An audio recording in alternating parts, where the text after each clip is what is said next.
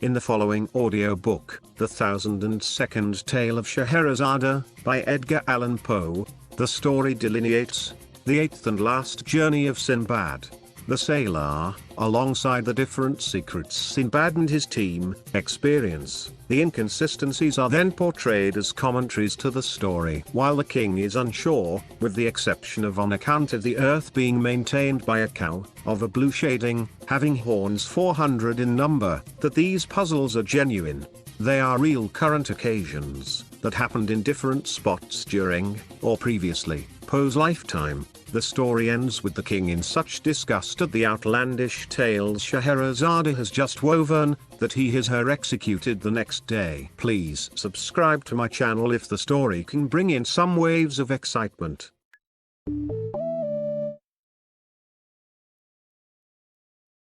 The 1002nd Tale of Scheherazade. Having had occasion, lately, in the course of some Oriental investigations, to consult the Tellmenow Isitsoornot, a work which, like the Zohar of Simeon Jochaides, is scarcely known at all, even in Europe, and which has never been quoted, to my knowledge, by any American if we accept, perhaps, the author of the Curiosities of American Literature. Having had occasion, I say, to turn over some pages of the first mentioned very remarkable work, I was not a little astonished to discover that the literary world has hitherto been strangely in error respecting the fate of the vizier's daughter, Scheherazade, as that fate is depicted in the Arabian Nights, and that the denouement there given, if not altogether inaccurate, as far as it goes, is at least to blame in not having gone very much farther. For full information on this interesting topic, I must refer the inquisitive reader to the Isitsoornot itself, but in the meantime, I shall be pardoned for giving a summary of what I there discovered. It will be remembered that, in the usual version of the tales, a certain monarch having good cause to be jealous of his queen, not only puts her to death, but makes a vow, by his beard and the prophet, to espouse each night the most beautiful maiden in his dominions, and the next morning to deliver her up to the executioner. Having fulfilled this vow for many years to the letter, and with a religious punctuality and method that conferred great credit upon him as a man of devout feeling and excellent sense, he was interrupted one afternoon, no doubt at his prayers, by a visit from his grand vizier, to whose daughter, it appears, there had occurred an idea. Her name was Scheherazade, and her idea was, that she would either redeem the land from the depopulating tax upon its beauty, or perish, after the approved fashion of all heroines, in the attempt. Accordingly, and although we do not find it to be leap year, which makes the sacrifice more meritorious, she deputes her father, the grand vizier, to make an offer to the king of her hand. This hand the king eagerly accepts. He had intended to take it at all events, and had put off the matter from day to day, only through fear of the vizier, but, in accepting it now, he gives all parties very distinctly to understand, that, grand vizier or no grand vizier, he has not the slightest design of giving up one iota of his vow or of his privileges. When, therefore, the fair Scheherazade insisted upon marrying the king, and did actually marry him despite her father's excellent advice not to do anything of the kind when she would and did marry him, I say, nil I, it was with her beautiful black eyes as thoroughly open as the nature of the case would allow. It seems, however, that this politic damsel, who had been reading Machiavelli, beyond doubt, had a very ingenious little plot in her mind. On the night of the wedding, she contrived, upon I forget what specious pretense, to have her sister occupy a couch sufficiently near that of the royal pair to admit of easy conversation from bed to bed, and, a little before cock crowing, she took care to awaken the good monarch, her husband, who bore her none the worse will because he intended to wring her neck on the morrow. She managed to awaken him, I say, although on account of a capital conscience and an easy digestion, he slept well, by the profound interest of a story, about a rat and a black cat, I think, which she was narrating, all in an undertone, of course, to her sister. When the day broke, it so happened that this history was not altogether finished, and that Scheherazade, in the nature of things could not finish it just then, since it was high time for her to get up and be bowstrung, a thing very little more pleasant than hanging, only a trifle more genteel. The king's curiosity, however, prevailing, I am sorry to say, even over his sound religious principles, induced him for this once to postpone the fulfillment of his vow until next morning, for the purpose and with the hope of hearing that night how it fared in the end with the black cat. A black cat, I think it was, and the rat. The night having arrived, however, the Lady Scheherazade not only put the finishing stroke to the black cat and the rat was blue, but before she well knew what she was about, found herself deep in the intricacies of a narration, having reference, if I am not altogether mistaken, to a pink horse, with green wings, that went, in a violent manner, by clockwork, and was wound up with an indigo key. With this history the king was even more profoundly interested than with the other, and, as the day broke before its conclusion, notwithstanding all the queen's endeavours to get through with it in time for the bowstringing, there was again no resource but to postpone that ceremony as before, for 24 hours. The next night there happened a similar accident with a similar result, and then the next, and then again the next, so that, in the end, the good monarch, having been unavoidably deprived of all opportunity to keep his vow during a period of no less than 1001 nights, either forgets it altogether by the expiration of this time, or gets himself absolved of it in the regular way, or, what is more probable, breaks it outright, as well as the head of his father confessor. At all events, Scheherazade, who, being lineally descended from Eve, fell heir, perhaps, to the whole 7 baskets of talk, which the latter lady, we all know, picked up from under the trees in the Garden of Eden. Scheherazade, I say, finally triumphed, and the tariff upon beauty was repealed. Now, this conclusion, which is that of the story as we have it upon record, is, no doubt, excessively proper and pleasant, but alas, like a great many pleasant things, is more pleasant than true, and I am indebted altogether to the Isitsoornot for the means of correcting the error. Le Mailleux, says a French proverb, est l'ennemi du bien, and, in mentioning that Scheherazade had inherited the 7 baskets of talk, I should have added that she put them out at compound interest until they amounted to 77. My dear sister, said she, on the 1002nd night. I quote the language of the Isitsoornot at this point, verbatim. My dear sister, said she, now that all this little difficulty about the bowstring has blown over, and that this odious tax is so happily repealed, I feel that I have been guilty of great indiscretion in withholding from you and the king, who I am sorry to say, snores a thing no gentleman would do, the full conclusion of Sinbad the Sailor. This person went through numerous other and more interesting adventures than those which I related, but the truth is, I felt sleepy on the particular night of their narration, and so was seduced into cutting them short, a grievous piece of misconduct, for which I only trust that Allah will forgive me. But even yet it is not too late to remedy my great neglect, and as soon as I have given the king a pinch or two in order to wake him up so far that he may stop making that horrible noise, I will forthwith entertain you, and him if he pleases, with the sequel of this very remarkable story.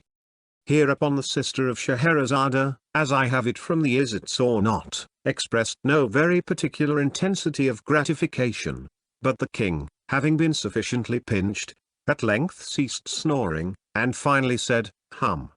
And then who? When the queen, understanding these words, which are no doubt Arabic, to signify that he was all attention, and would do his best not to snore any more, the queen, I say, having arranged these matters to her satisfaction, re-entered thus, at once, into the history of Sinbad the Sailor. At length, in my old age, these are the words of Sinbad himself, as retailed by Scheherazade, at length, in my old age, and after enjoying many years of tranquility at home, I became once more possessed of a desire of visiting foreign countries, and one day, Without acquainting any of my family with my design, I packed up some bundles of such merchandise as was most precious and least bulky, and, engaged a porter to carry them, went with him down to the seashore, to await the arrival of any chance vessel that might convey me out of the kingdom into some region which I had not as yet explored. Having deposited the packages upon the sands, we sat down beneath some trees, and looked out into the ocean in the hope of perceiving a ship, but during several hours we saw none whatever. At length I fancied that I could hear a singular buzzing or humming sound, and the porter, after listening a while, declared that he also could distinguish it. Presently it grew louder, and then still louder, so that we could have no doubt that the object which caused it was approaching us. At length, on the edge of the horizon, we discovered a black speck, which rapidly increased in size until we made it out to be a vast monster, swimming with a great part of its body above the surface of the sea. It came toward us with inconceivable swiftness, throwing up huge waves of foam around its breast, and illuminating all that part of the sea through which it passed, with a long line of fire that extended far off into the distance. As the thing drew near we saw it very distinctly. Its length was equal to that of 3 of the loftiest trees that grow, and it was as wide as the great hall of audience in your palace, O most sublime and munificent of the caliphs. Its body, which was unlike that of ordinary fishes, was as solid as a rock, and of a jetty blackness throughout all that portion of it which floated above the water, with the exception of a narrow blood-red streak that completely begirdled it. The belly, which floated beneath the surface, and of which we could get only a glimpse now and then as the monster rose and fell with the billows, was entirely covered with metallic scales, of a color like that of the moon in misty weather. The back was flat and nearly white, and from it there extended upwards of 6 spines, about half the length of the whole body. The horrible creature had no mouth that we could perceive, but, as if to make up for this deficiency, it was provided with at least 80 of eyes, that protruded from their sockets like those of the green dragonfly, and were arranged all around the body in 2 rows, one above the other, and parallel to the blood-red streak, which seemed to answer the purpose of an eyebrow. 2 or 3 of these dreadful eyes were much larger than the others, and had the appearance of solid gold. Although this beast approached us, as I have before said, with the greatest rapidity, it must have been moved altogether by necromancy, for it had neither fins like a fish nor web feet like a duck, nor wings like the seashell which is blown along in the manner of a vessel, nor yet did it writhe itself forward as do the eels. Its head and its tail were shaped precisely alike, only, not far from the latter, were 2 small holes that served for nostrils, and through which the monster puffed out its thick breath with prodigious violence, and with a shrieking, disagreeable noise. Our terror at beholding this hideous thing was very great, but it was even surpassed by our astonishment, when upon getting a nearer look, we perceived upon the creature's back a vast number of animals about the size and shape of men, and altogether much resembling them, except that they wore no garments, as men do, being supplied, by nature, no doubt, with an ugly uncomfortable covering, a good deal like cloth, but fitting so tight to the skin, as to render the poor wretches laughably awkward, and put them apparently to severe pain. On the very tips of their heads were certain square-looking boxes, which, at first sight, I thought might have been intended to answer as turbans, but I soon discovered that they were excessively heavy and solid, and I therefore concluded they were contrivances designed, by their great weight, to keep the heads of the animals steady and safe upon their shoulders. Around the necks of the creatures were fastened black collars, badges of servitude, no doubt, such as we keep on our dogs, only much wider and infinitely stiffer, so that it was quite impossible for these poor victims to move their heads in any direction without moving the body at the same time, and thus they were doomed to perpetual contemplation of their noses, a view puggish and snubby in a wonderful, if not positively in an awful degree. When the monster had nearly reached the shore where we stood, it suddenly pushed out one of its eyes to a great extent, and emitted from it a terrible flash of fire, accompanied by a dense cloud of smoke, and a noise that I can compare to nothing but thunder. As the smoke cleared away, we saw one of the odd man animals standing near the head of the large beast with a trumpet in his hand,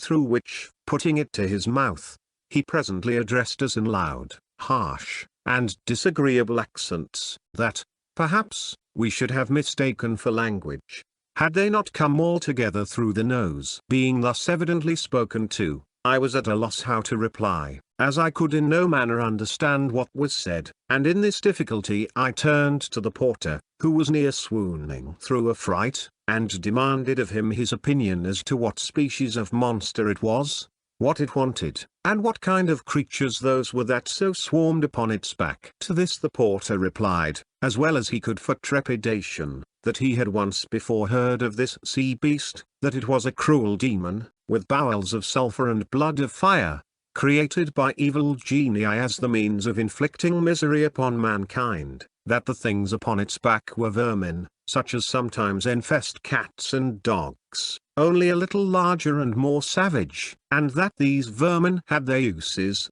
however evil, for, through the torture they caused the beast by their nibbling and stingings, it was goaded into that degree of wrath which was requisite to make it roar and commit ill, and so fulfill the vengeful and malicious designs of the wicked genii. This account determined me to take to my heels, and, without once even looking behind me, I ran at full speed up into the hills, while the porter ran equally fast, although nearly in an opposite direction, so that, by these means, he finally made his escape with my bundles, of which I have no doubt he took excellent care, although this is a point I cannot determine, as I do not remember that I ever beheld him again. For myself, I was so hotly pursued by a swarm of the men vermin, who had come to the shore in boats, that I was very soon overtaken, bound hand and foot, and conveyed to the beast, which immediately swam out again into the middle of the sea. I now bitterly repented my folly in quitting a comfortable home to peril my life in such adventures as this,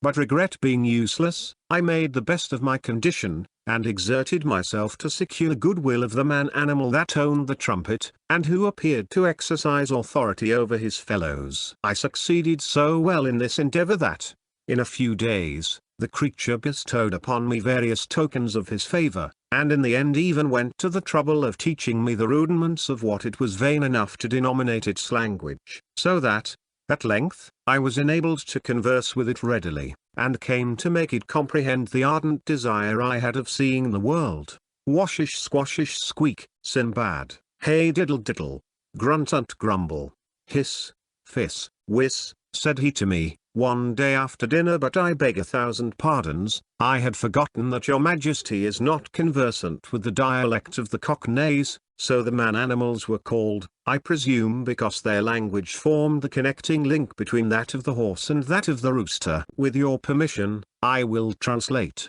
washish squashish, and so forth. That is to say, I am happy to find, my dear Sinbad, that you are really a very excellent fellow. We are now about doing a thing which is called circumnavigating the globe, and since you are so desirous of seeing the world, I will strain a point and give you a free passage upon back of the beast. When the lady Scheherazade had proceeded thus far, relates the Isitsoornot, the king turned over from his left side to his right, and said, "It is, in fact, very surprising, my dear queen, that you omitted, hitherto, these latter adventures of Sinbad. Do you know, I think them exceedingly entertaining and strange?" The king having thus expressed himself, we are told, the fair Scheherazade resumed her history in the following words.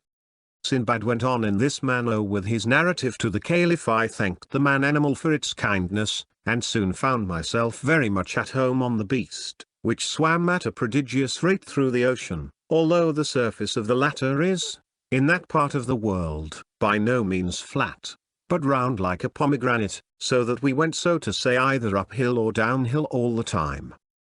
That, I think, was very singular, interrupted the king. Nevertheless, it is quite true, replied Scheherazade. I have my doubts, rejoined the king, but, pray, be so good as to go on with the story. I will, said the queen. The beast, continued Sinbad to the caliph, swam, as I have related, uphill and downhill until, at length, we arrived at an island, many hundreds of miles in circumference, but which, nevertheless, had been built in the middle of the sea by a colony of little things like caterpillars.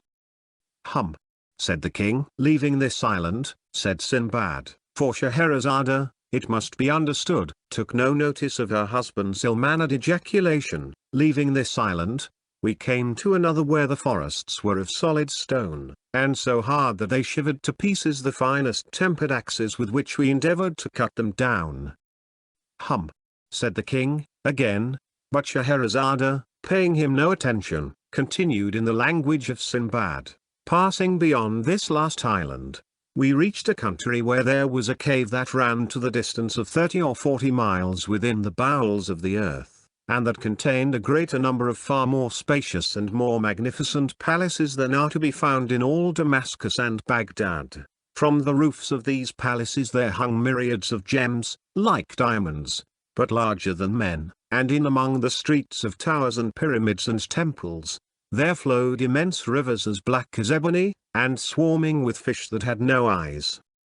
"Hum," said the king. "We then swam into a region of the sea where we found a lofty mountain, down whose sides there streamed torrents of melted metal, some of which were 12 miles wide and 60 miles long, while from an abyss on the summit, issued so vast a quantity of ashes that the sun was entirely blotted out from the heavens, and it became darker than the darkest midnight, so that when we were even at the distance of 150 miles from the mountain, it was impossible to see the whitest object, however close we held it to our eyes."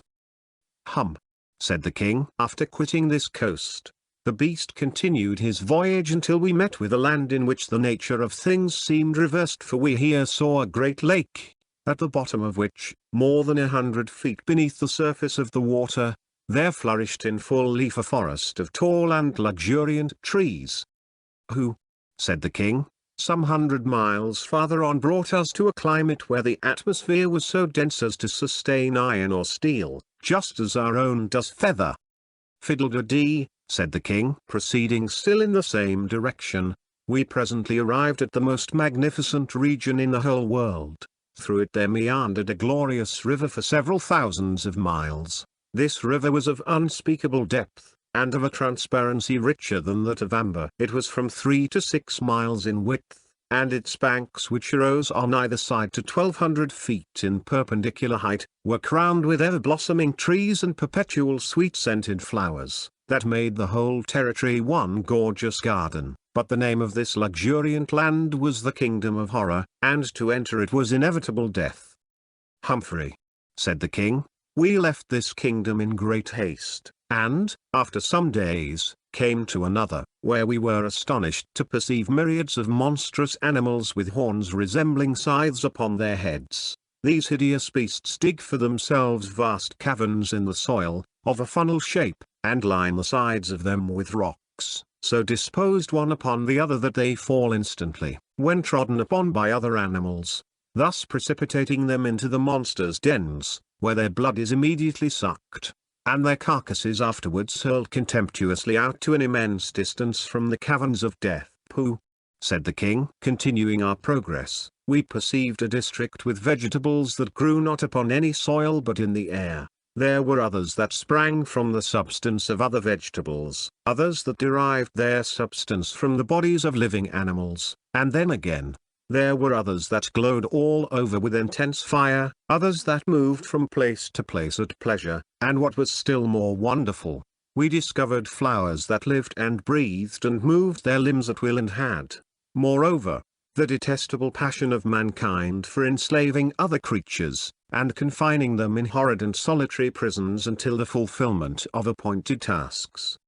"Sure," said the king, "quitting this land, we soon arrived at another in which the bees and the birds are mathematicians of such genius and erudition, that they give daily instructions in the science of geometry to the wise men of the empire." The king of the place having offered a reward for the solution of 2 very difficult problems, they were solved upon the spot, the one by the bees, and the other by the birds, but the king keeping their solution a secret. It was only after the most profound researches and labor, and the writing of an infinity of big books, during a long series of years, that the men mathematicians at length arrived at the identical solutions which had been given upon the spot by the bees and by the birds.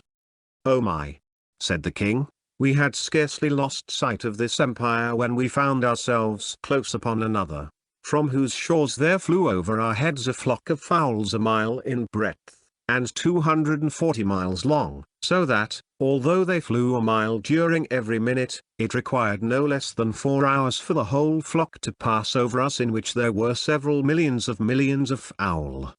"Oh fie!" said the king, "no sooner had we got rid of these birds, which occasioned us great annoyance, than we were terrified by the appearance of a fowl of another kind, and infinitely larger than even the rocks which I met in my former voyages, for it was bigger than the biggest of the domes on your seraglio. Oh, most munificent of caliphs! This terrible fowl had no head that we could perceive, but was fashioned entirely of belly, which was of a prodigious fatness and roundness, of a soft-looking substance, smooth, shining and striped with various colors. In its talons, the monster was bearing away to his eyrie in the heavens, a house from which it had knocked off the roof, and in the interior of which we distinctly saw human beings, who, beyond doubt, were in a state of frightful despair at the horrible fate which awaited them. We shouted with all our might, in the hope of frightening the bird into letting go of its prey, but it merely gave a snort or puff, as if of rage, and then let fall upon our heads a heavy sack which proved to be filled with sand. "Stuff!" said the king. "It was just after this adventure that we encountered a continent of immense extent and prodigious solidity, but which, nevertheless, was supported entirely upon the back of a sky-blue cow that had no fewer than 400 horns." "That, now, I believe," said the king, "because I have read something of the kind before, in a book." We passed immediately beneath this continent, swimming in between the legs of the cow, and, after some hours, found ourselves in a wonderful country indeed, which, I was informed by the man-animal, was his own native land, inhabited by things of his own species. This elevated the man-animal very much in my esteem, and in fact, I now began to feel ashamed of the contemptuous familiarity with which I had treated him, for I found that the man-animals in general were a nation of the most powerful magicians, who lived with worms in their brain, which, no doubt, served to stimulate them by their painful writhings and wrigglings to the most miraculous efforts of imagination. "Nonsense," said the king. "Among the magicians were domesticated several animals of very singular kinds. For example, there was a huge horse whose bones were iron and whose blood was boiling water, in place of corn. He had black stones for his usual food, and yet, in spite of so hard a diet, he was so strong and swift that he would drag a load more weighty than the grandest temple in this city, at a rate surpassing that of the flight of most birds." "Twaddle," said the king. "I saw, also, among these people a hen without feathers, but bigger than a camel. Instead of flesh and bone she had iron and brick. Her blood, like that of the horse, to whom, in fact, she was nearly related, was boiling water, and like him she ate nothing but wood or black stones. This hen brought forth very frequently 100 chickens in the day, and, after birth, they took up their residence for several weeks within the stomach of their mother." "Far, lal," said the king. "One of this nation of mighty conjurers created a man out of brass and wood, and leather, and endowed him with such ingenuity that he would have beaten at chess all the race of mankind with the exception of the great Caliph, Harun al-Rashid. Another of these magi constructed, of like material, a creature that put to shame even the genius of him who made it, for so great were its reasoning powers that, in a second, it performed calculations of so vast an extent that they would have required the united labor of 50,000 fleshy men for a year. But a still more wonderful conjurer fashioned for himself a mighty thing that was neither man nor beast, but which had brains of lead, intermixed with a black matter like pitch, and fingers that it employed with such incredible speed and dexterity that it would have had no trouble in writing out 20,000 copies of the Quran in an hour, and this with so exquisite a precision, that in all the copies there should not be found one to vary from another by the breadth of the finest hair. This thing was of prodigious strength, so that it erected or overthrew the mightiest empires at a breath, but its powers were exercised equally for evil and for good.